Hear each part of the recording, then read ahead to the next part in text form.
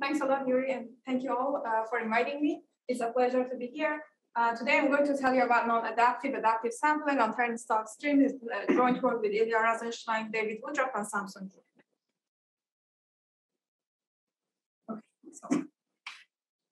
Okay, so let me start by telling you what adaptive sampling is. So at a very high level, adaptive sampling is a process for generating a subset of the data, and it's used in many data summarization tasks. So let me start by a motivation for this problem. So suppose that we are, so adaptive sampling is used for, in fact, many data summarization tasks, and I'm only going to tell you a little bit of motivation on one of these tasks, which is basically volume maximization. Okay, so in this task, we are given a large data set of objects, and the goal is to pick a few of them while maximizing their diversity. Okay, and it's been used, for example, in searching. Let's say you have a query like Jaguar, and you want to make sure that the set of results are diverse. It's actually used in recommendation system for summarization and so on. Okay, and so here the goal is to pick a subset of size k that have the maximum diversity. One can also look for a less deterministic variant. That is, let's say we want to choose a subset of size k such that the probability of producing a subset is proportional to how diverse it is. Okay, so we want to give priorities to the subsets that are more diverse. This is basically the sampling variant, which is determinantal, called determinantal point processes, or DPPs. Okay, and so the way these problems are modeled is that we map the set of objects that we have. For example, a set of images is mapped to a set of points in a high dimensional space using their feature vectors. Okay? So now, as theoreticians, we are given a set of points in a high dimensional, for example, d-dimensional Euclidean space. And now, so these are our objects, and we are also given this parameter k. The goal is to pick k points that have the maximum diversity. There are different ways to define the notion of diversity, and here in the volume maximization, we will say that we will measure the diversity between the set of points as their volume. Okay, so for example, if k is equal to 2, and we pick these two, the volume of this parallelogram spanned by these 2 points is what we measure as their diversity, and if we pick these 2 points instead, then we get a larger volume. Okay. And again, in the sampling variance, the goal is to sample every subset of size k with probability proportional to this volume. And so both determinant or volume maximization and DPPs have been used for summarization, tweet generation, like object detection, and so on. And because most of the applications need to work with large amounts of data, we look at these problems have been looked at a lot in the large data models of computation, for example, streaming, distributed, and parallel. Okay, so adaptive sampling not only gives an algorithm or an approximation algorithm for volume maximization, but it also gives an algorithm for a few other data summarization tasks. Okay, so let me tell you a little more precisely what adaptive sampling is. Okay, so in adaptive sampling, we sample one of the vectors that we have with probability proportional to its norm. Okay, so if a vector has larger norm, the probability that we're going to sample it is larger. And then we repeat this process for k rounds in an adaptive way. So what does it mean? It means that once we sample one vector, we compute the residuals and repeat this process only on the residual vectors. Okay, so I'll show you this by an example. So suppose that these are our points, and maybe in the first iteration, we pick one of the points with probability proportional to their norm or squared norm. For example, maybe this is the first vector that we pick. Okay, so for the second round, we are going to compute the residuals. That is, we're going to project all the points away from what we already sampled. So we project onto the subspace that is perpendicular to what we already sampled. So now these are the new points. And again, we repeat this process. So we sample one of the residuals with probability proportional to its norm. And again, we project everything away from what we sampled. So we project onto the subspace that is perpendicular to what we sampled and repeat this process for k rounds. Okay, so this is called adaptive sampling. Okay, and And so, as I said, like adaptive sampling has application in many of these data summarization tasks. So let me tell you precisely how we model these tasks. Okay, so in all of these tasks, the inputs that we have is an n by d matrix.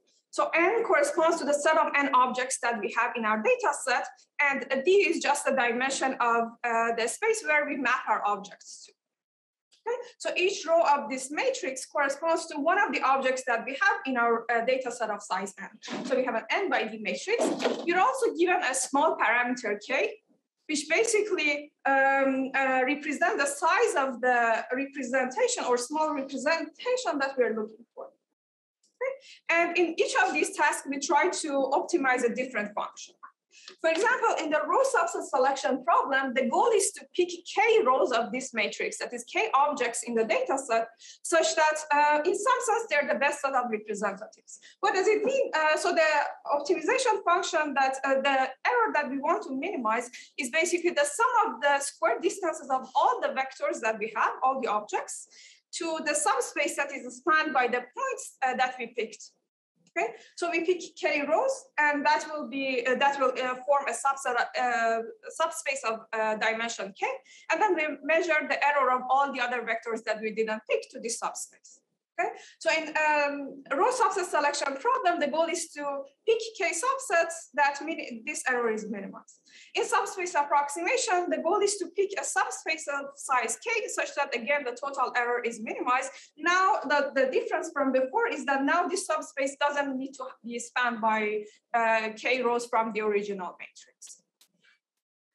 So in projective clustering, the goal is to represent the data not by only a single subspace, but with S subspaces, each of dimension k. And finally, in volume maximization, as I said, the goal is to pick k subsets such that the volume of the points that we pick is maximized. Okay, so we want to maintain the diversity. And so adaptive sampling has been used to derive approximation algorithms for all of these tasks. And for example, it's known that adaptive sampling itself approximates the volume sampling or the determinantal point process up to a factor of k factorial. Okay. Okay, so now let's see mathematically what adaptive sampling does. So we have an n by d matrix, right? So we sample every row. So the goal is to sample every row of this matrix with probability proportional, let's say, to its squared norm. Okay, so each row is sampled with probability proportional to its squared norm over, and we need to normalize it. So the normalization factor is just a Frobenius norm of the matrix. Okay, so the goal is clear, right? So do you have any question? Okay. And now we need to do this in an adaptive fashion. So each time we sample a point, we need to project everything away from what we already sampled. And okay, yeah. So just to recap, like the Frobenius norm is just square root of the sum of the entries squared. Okay, so in order to project away from what we already sampled, this is very simple. If we put whatever that we sample in a matrix M, then projecting away is just multiplication of each row or equivalent multiplication of our matrix by this projection matrix I minus M plus M, where M plus is just a pseudo-inverse of M. Okay, so at each iteration, we just want to sample a row of the matrix with a probability proportional to the norm squared of the matrix A times like this projection. Okay, and this projection matrix gets updated as we add rows to the matrix M. So initially M is empty, so this here we get I, and as we sample more rows, we append the rows that we sample to the matrix M, so the projection matrix gets changed over time. Okay. Any question? Okay, so this process seems to be inherently sequential because the probability that we are sampling in one iteration depends heavily on what we already sampled in the previous iteration. Okay, and but here we would like to see whether we can implement this adaptive sampling in only a single pass of a streaming algorithm. Okay. So for that, let me quickly recap what a streaming algorithm is. The streaming algorithm is a model of computation for big data where the data is so huge that it cannot fit in the memory. So the data we are assuming is coming on the fly, and we would like to solve a problem so that the total storage of the algorithm is sublinear. Okay.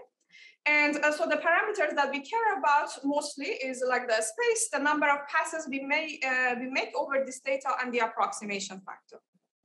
Okay, and so for problems that deal with vectors and matrices, people consider two types of data arrival models. So if you have a matrix, for example, you can assume that each entry of this stream is just one row of this matrix, or you can assume that you start with a matrix that is all zeros, and then you receive updates to the entries of this matrix, right? So for example, the matrix is initially 0. Each update tells you, okay, so the increase the value of the I and j entry in this matrix by delta. And delta could be either positive or negative. So this is called the turnstile model. Okay, so we have the row arrival and turnstile model for these problems. And so our goal here would be to simulate this k passes of adaptive sampling in one pass of streaming. Okay, so we want to make only one pass over this data, but still be able to run k rounds of adaptive sampling in a single pass of streaming. Okay. Okay, so what we show is that counterintuitively, it's possible to actually simulate a k rounds of adaptive sampling in a single pass of streaming, or where the data is coming like in a turnstile model. And so more precisely, we show an algorithm that outputs at the end of the stream output a subset of size k. Okay, so for example, indices of these rows, k indices of these rows, such that the probability such that the total so that the total variation distance between the probability distribution of our algorithm over these k subsets and the distribution output by the adaptive sampling is only epsilon. Okay, so we bound the distance between the two distributions, and so this can be done either with respect to the distance or square distance. And the algorithm, like as I said, is only one pass and uses a space which is polynomial in dk1 over epsilon and log n. So basically, its dependence on n, which is the total number of objects, is only logarithmic. Okay, and moreover, not only we can output the indices, but we can also output some noisy variants of the actual rows. Okay, so we are going to so the goal is to output a subset of size k, but we are not only outputting the indices, but we are actually outputting a subset of the rows too, a noisy variant of the rows too, and that's important to have the noisy variants, because if you want to get exact rows, you cannot do it unless you keep everything, right? Because maybe like all the entries that we get throughout the stream are very small, but maybe at the very end of the stream, one of the rows gets like a very high coordinates that blows up its probability, right? So unless we have kept everything, we wouldn't know like which row it will get that high value. So we would have needed to like store everything, unless we allow for some amount of this. Okay.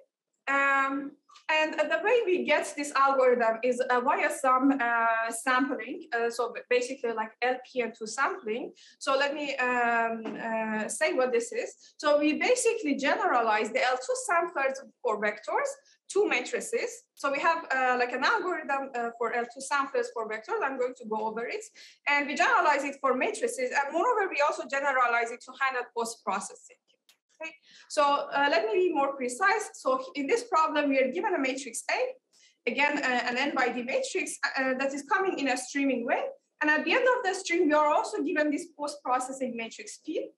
And the goal is to sample an index of the rows. So the goal is to sample one of the rows with probability proportional to the squared norm of the row corresponding to R. Okay. And we are working with the matrix AP. And the point is that the P, we don't have access to P until the end of the algorithm. Okay? And just to give you an intuition of what this P is, basically this P corresponds to this projection matrix, which we are going to work with at the end of the, for the adaptive sampling. Okay, so is the problem clear here? Yeah. So just to make sure I understand, so you're comparing algorithm with the one which is particular algorithm, and you take the largest ratio of the norm and then project and then take the largest. You don't get the largest, you get like one of them with probability proportional to its norm. So this is one particular algorithm, and you compare yours with this exactly. one. And this one, is it the best to give you the maximum volume, or like you mentioned that this gives some approximation for maximum volume. Okay, so and this is our like what to compare with. Yes, and I'll actually mention its application for volume maximization at the end.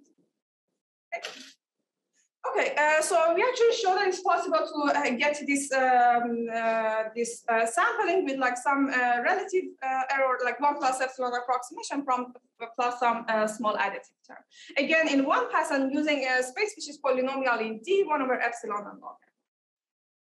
Okay, again, like it's not possible to get like exact indices, exact rows, exact value of the rows for the same reason. Okay, and we can do it like either for L squared, for distance squared, getting it for sampling with respect to the distances or distance squared.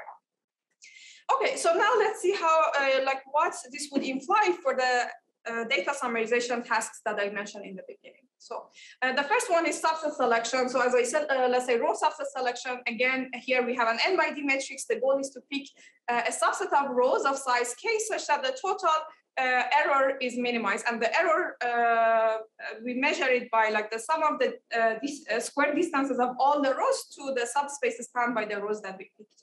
Okay, so for this problem, we show an approximation factor of order k factorial, k plus 1 factorial, and the space usage of the algorithm is polynomial in D, k, and log n. Okay, so this is basically the first one-pass turnstile streaming algorithm for the problem. All the previous works were either in the centralized settings or in the row arrival mode.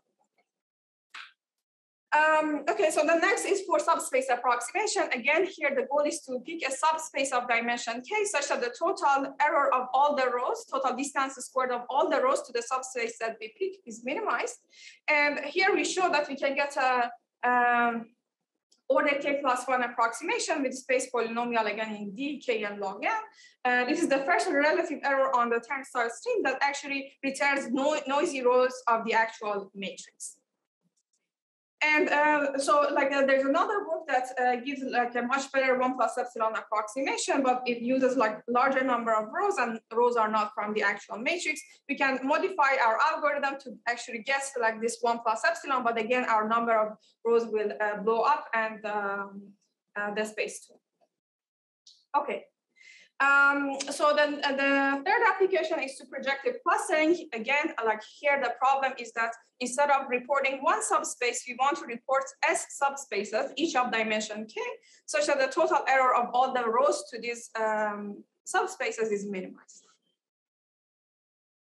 And for this problem, again, we can show an approximation factor of 1 plus epsilon using a space that is polynomial in D, K, S, 1 over epsilon and log n. And again, this is the first one-pass turnstile streaming algorithm with some linear space for the problem. And okay, so the final application is to volume maximization.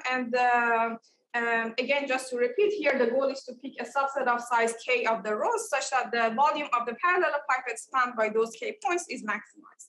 And again, here we show an approximation factor of alpha to the k times k factorial using space which is n dk squared or over alpha squared for some trade-off parameter alpha. And again, this is the first one-pass turnstile streaming algorithm for the problem. And we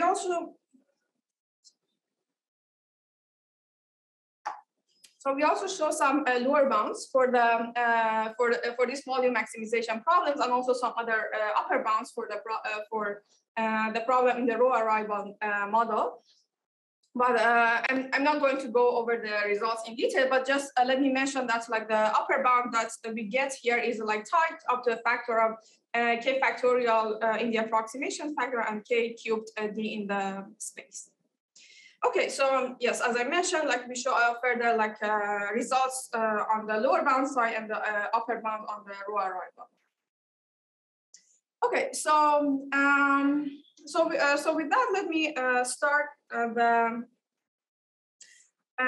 telling you about the algorithms. Okay, and let me start by telling you like about the sampler part. Okay, so here we have a matrix and that is coming in a stream, and after the stream finishes, we are getting this post-processing matrix P, and the goal is to sample one of the indices I of this matrix AP with probability proportional to its squared norm. The problem here. Okay, and so what we're going to do is an extension of our algorithm, the algorithm that already exists for vectors when the input is a vector. Okay, so this is basically called an L2 sampler, and the problem is as follows: you have a vector, and you're receiving updates to this vector, and at the end of the stream, you would like to sample one of the entries of this, one of the coordinates with probability proportional to its squared value. Okay, so this is like the same problem, but with the input being like a vector. And so what we need to do here is that, first of all, we need to generalize the algorithm from vectors to matrices. And second, we need to handle this post-processing matrix. Okay, so for now, let's forget about this post-processing matrix and look at how the algorithm would simply generalize to the case of matrices. Okay, so the algorithm is as follows. So for each of the rows, the algorithm is going to pick a number uniformly at random from 0 to 1. Okay? So corresponding to each of the rows, we have this number Ti, which is picked uniformly at random from 0 to 1. Okay? And now let Bi be the scaled row, be the scaled Ai. So we are going to scale Bi with this factor 1 over square root Ti. Okay, so I'm just simply defining Bi to be like a scaled version of Ai. And now let's look at the probability of the following events. So what is the probability that the squared norm of Bi is larger than the Frobenius norm of A? Okay. So let me just replace Bi with what I have, and then let's just switch sides. Okay, so that is equal to the probability that Ti is smaller than squared norm of Ai over the Frobenius norm of A. And because we have picked Ti to be uniformly at random from 0 to 1, this is going to be exactly the probability we are looking for.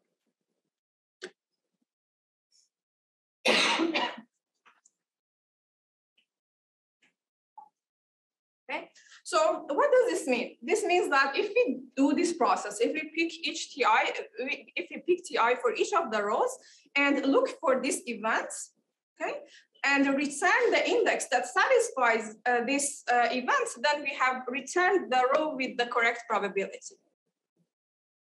Okay, so I'm going to pick Pi and set Bi as follows and check whether the squared norm of Bi is larger than the Frobenius norm of A squared. Okay. So what is the issue with this? Yeah. So when the algorithm starts, you already know the size of the matrix. You already know what? You know N and D. You can assume you know N and D, yes.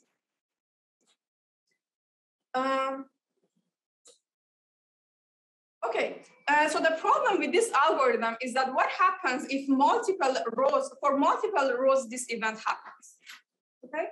So the first issue with this approach is that multiple rows could pass the threshold. So for like maybe for more than one I, we have these events happening.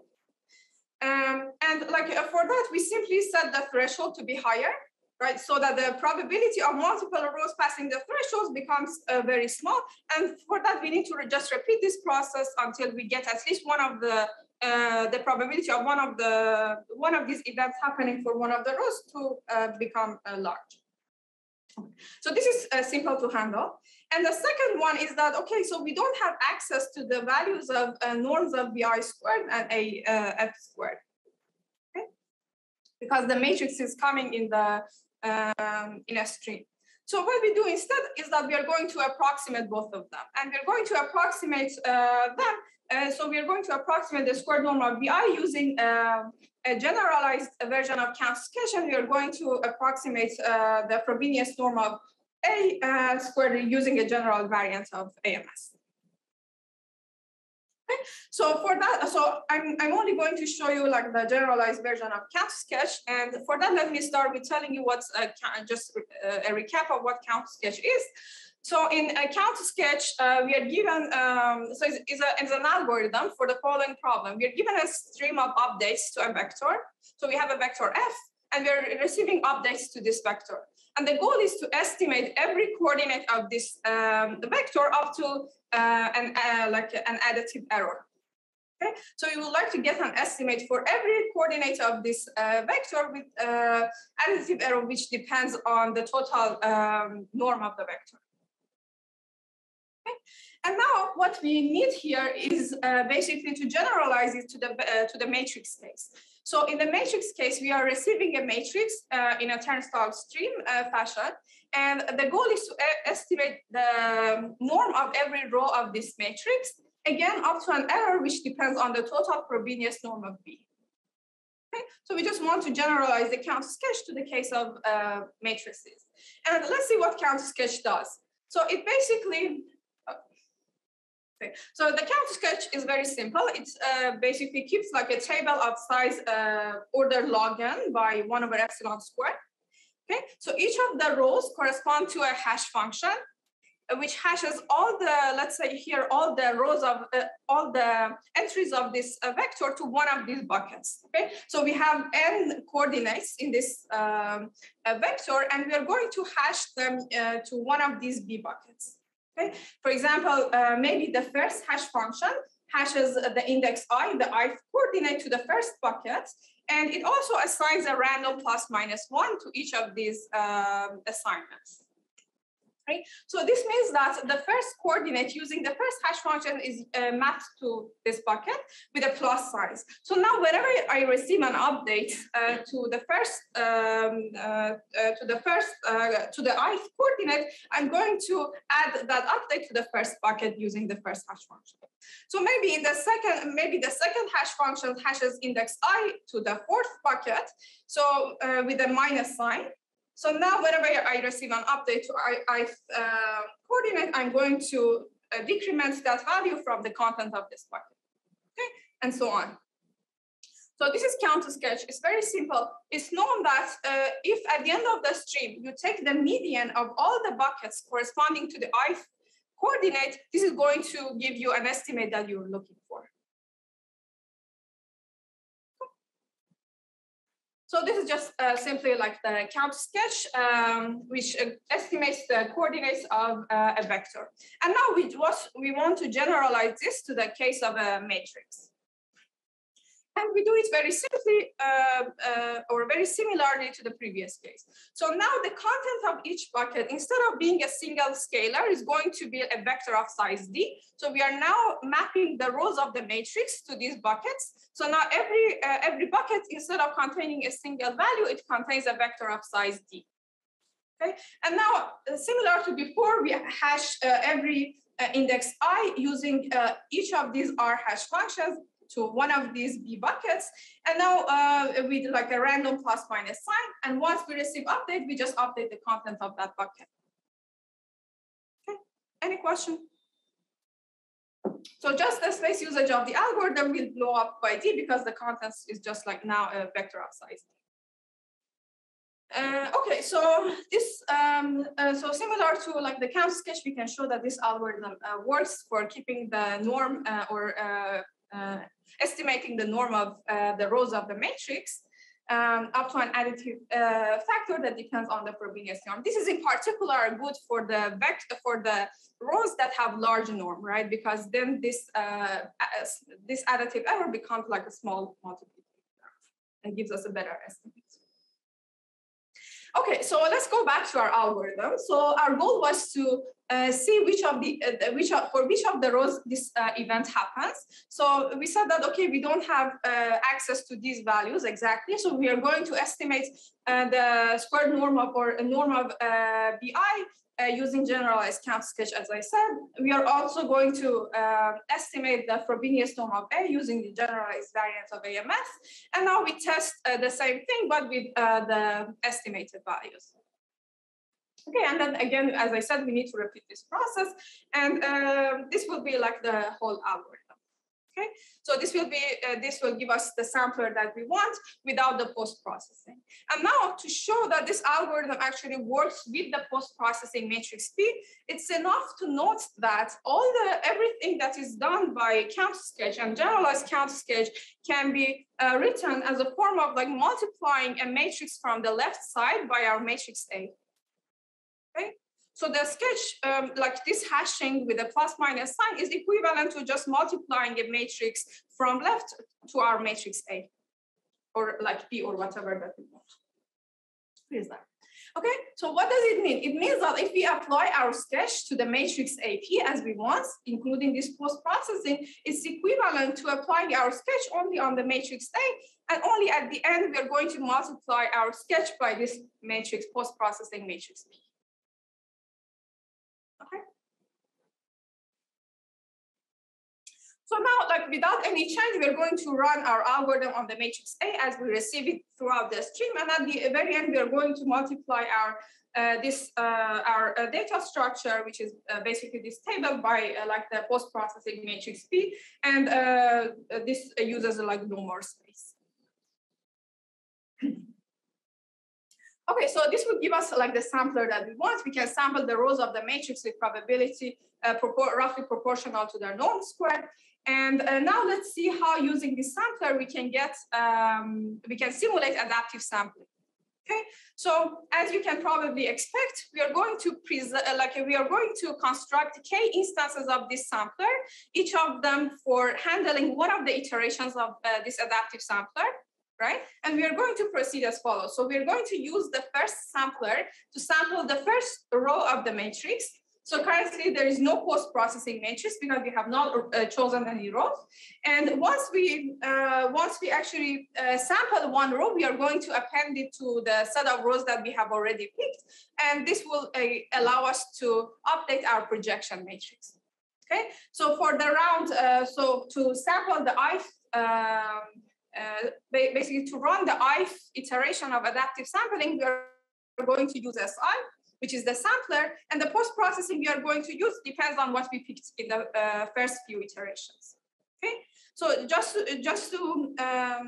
to clarify, so we are only preserving this these samplers throughout the stream. So nothing, no algorithm or nothing is happening, no sampling is happening throughout the stream. So we only preserve these samplers until the very end of the stream, and at the very end, and it's only at the very end that we run this process. Okay. Yes. Why do you need k instances? Can you just use one? Because we run adaptive sampling for k iterations. Right, but if you maintain one sample, the sketch of your matrix, then can't you just use it repeatedly? They won't be independent. Yeah. Yes. Any other questions? What is the definition for k? I understand that k is given as a parameter, but in principle, the bigger k, the better. So the k, you can think of as like how many, like what is the size of the representation you want to be. For example, in the search, like a search example, right? So it's the number of the number of results you want your search to report. I understand. Yeah. So for you, it's given. We don't learn it. But in principle, if I would be flexible with k, for me, the bigger k, the more representation I have. Always, it's always the bigger the better. In this case. The better for what? Like more diverse representation. I mean, like intuitively, yes, but it also depends, like on the. I mean, how you define the diversity. Yeah. So that's kind of So for example, in this like volume maximization, if you let k to be larger than d, then the volume becomes 0. So you never try to see what. Yeah. So it's not the point of finding k which is best. It's always given. Here we assume it's given to us. Yes. Okay. So this is all good. Each of these samplers would give us an index, which is what we sampled. We also get a noisy variant of them too. Basically, if the j the sample that we get is J, then we also get a noisy variant of the error, which is what we should have gotten, plus some error. And the norm of the error is only epsilon times the norm of what we should have gotten, okay? So this is all good. The only problem here is that basically this can drastically, so if we sample for the first row, that's fine, but this can drastically change the distribution for the following rounds, okay? In particular, this can zero out some of the probabilities that shouldn't have been zero, okay? So let's see again this by an example. Okay, so suppose that we have these two vectors in the beginning. So this is A1, which is along the x-axis, it's very long. And this one is A2, which has only like length 1 along the y-axis. Okay, so maybe in the first round, with high probability, in the first round, we are going to sample A1. And now, if we didn't have any error, in the second round, the probability of sampling A1 should have been 0, right? And the probability of sampling P2, like A2 would have been 1. So now, if we have like an error, and the error, even if it's like a small multiplicative, then the problem is that basically the error on the residual is still very large, right? In particular, you can construct the example such that the probability of now sampling A1 again is larger than the probability of sampling A2. And you can, in fact, like modify this example so that A1 would be sampled again and again. However, like in the true sampling, you would have never sampled A1 even twice. So we cannot hope for like a multiplicative bound on the probabilities. And so what we show in the paper is that basically what the type of error that we get is not like the previous picture, but is more like this new picture. Okay, so what does it mean? It means that not only like the norm of B is small in compared to the actual vector that we have, but it's also small with respect to its residual. Okay, so in particular, the exact statement that we show is that take any projection matrix Q, then the norm of the error along that projection is smaller by an additional factor, which depends on the total amount of drop in the Frobenius norm after we project like the whole matrix along that direction. Okay, and so this holds for any projection matrix, and it basically okay, so it basically uses the fact that the count sketch is a linear transformation, and just multiplying the matrix from right by Q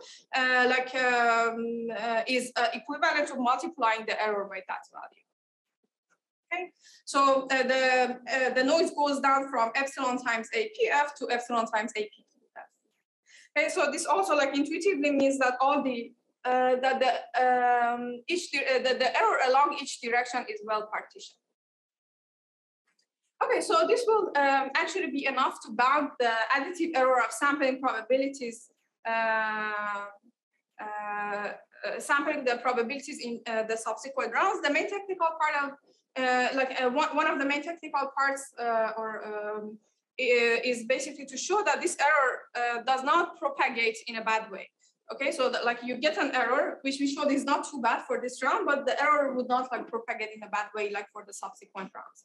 But I'm not going to go over that here. And so this would give us the result that we want. So basically we can show that this will give us like an algorithm with, which produces a distribution over subsets of size k with total variation distance order epsilon, and space usage, which is only a polynomial in dk 1 over epsilon and log n. Okay, so now let me tell you like about the applications, and I will show you two applications of this algorithm. The first one is a like direct application of this adaptive sampling, and the second one uses the components that we developed. Okay, so the main and I should also say that like the main challenge in showing these applications is that instead of having the actual rows, we are getting this noisy variance, and we should show that like working with noisy variance is still fine. So that's the main like challenge usually showing. Okay, so I'm not going into that, but I just wanted to mention.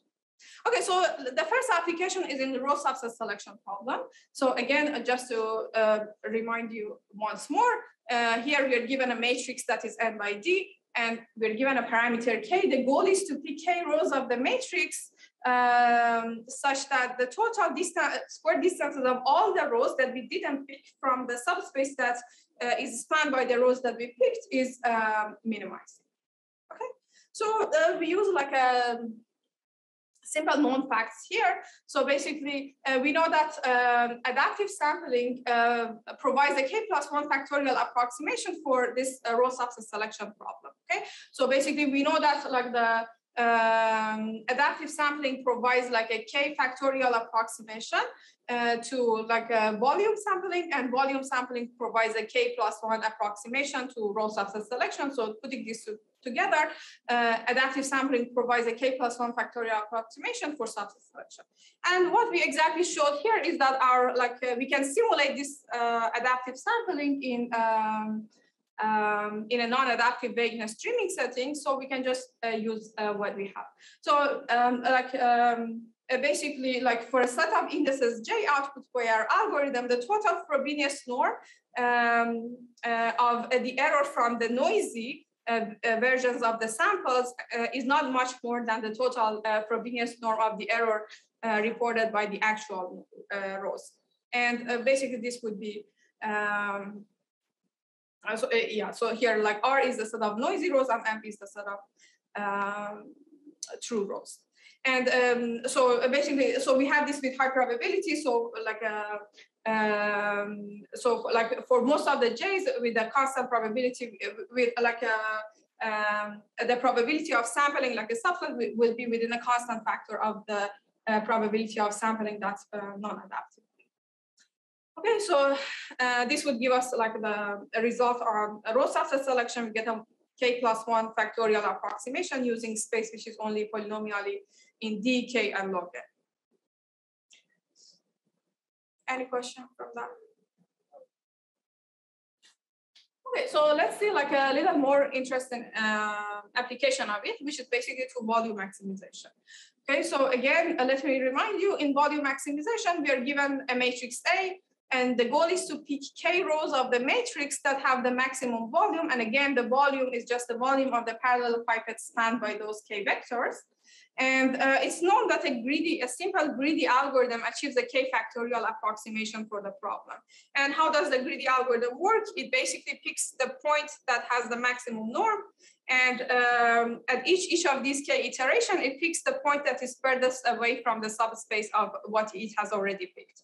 So maybe here in the second iteration, it picks the point that is furthest away from the line passing through the origin and the first point it picked. And so on, it repeats it for k iteration until it gets k points. And this we know that this would give us like a k factorial approximation. Okay. So this is already known. This is like a greedy algorithm that for the offline problem would give us a k factorial approximation. And now what we are going to do is that we are going to simulate this greedy algorithm in the stream. Okay. So how do we do it? We basically maintain k instances of count, sketch, AMS, and L2 and 2 sampler. Okay. So now what do we do? So we want to sample basically a row that has the maximum norm, right? So we are going to use our generalized count sketch to choose like one of the rows that has the largest norm. So we were able to approximate the norm of every row, right, up to an additive error that depends on the total Frobenius norm of that matrix. So what we are going to do is that we are going to use our cat sketch to approximate the norm of every row and pick the largest one. Okay. So now two cases can happen. Either the norm of the row that we got is already large enough so that the error that we used is small compared to the norm of the row. So if we are in this case, then we are good because we know that with a good confidence, the row that we picked was approximately the largest, had the largest norm. Okay. And the second case is that basically the norm of the largest row is, in fact, itself is small. This means that the error that we computed, that we had in our generalized counter sketch is too large to be able to say with confidence that we have gotten the largest norm row. So what we do instead is that basically in this case, because the largest norm row has already small norm, this means that a lot of rows should have approximately largest rows norms. Okay, so what does this mean? This means that we can basically, if we just sample one of these rows randomly, like corresponding to their norms, then we are going to get like a not too bad of a row. Okay, does it make sense? Okay, so again, so if we saw that the row that we picked has very small norm, we are going to choose our sampler that we developed here to choose one of these rows uniformly at random. At random corresponding to its norm.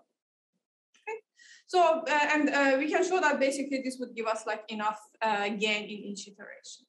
Okay, so again, we're going to add what we picked to our solution, and again, we're going to update our post-processing, because again, here in the greedy algorithm, we are projecting away from what we already sampled. Right, so the greedy algorithm projects away from what we sampled and repeats it. So it's very good that here all of our data structures work with this post-processing components. Okay, so we update our post-processing matrix and then use it for the next instances of count, sketch, AMS, and the L22 sampler. So so this would give us like the results that I mentioned in the beginning. So this would give us like an alpha to the k times k factorial approximation using the space like ND k squared over alpha squared. Okay, so this basically concludes my talk. So we talked about like how we can get an LP into like a sampler, for example, for the matrices as opposed to vectors. So we generalized it, the L2 samplers of vectors to matrices, and then we show how we can use k instances of this sampler to get an adaptive, to simulate the k rounds of adaptive sampling in a single pass of streaming, and then I showed some of the applications for data summarization. Okay, so let me conclude by like a set of open problems. So we don't know, like, I mean, it's a trivial question would be like if the parameters that we're getting is tight or not. Like if there are other further applications of this adaptive sampling or non-adaptive adaptive sampling or the components that we developed there. And finally, like for like a specific question, we don't know that the result that we get for the row arrival volume maximization is tight or not, like in the stream. In particular, we don't know that, for example, if like a k to the order k approximation can be done like using space, like which depends sub-polynomially on that. Okay, so that's it, and thank you. Let me know if you have any questions.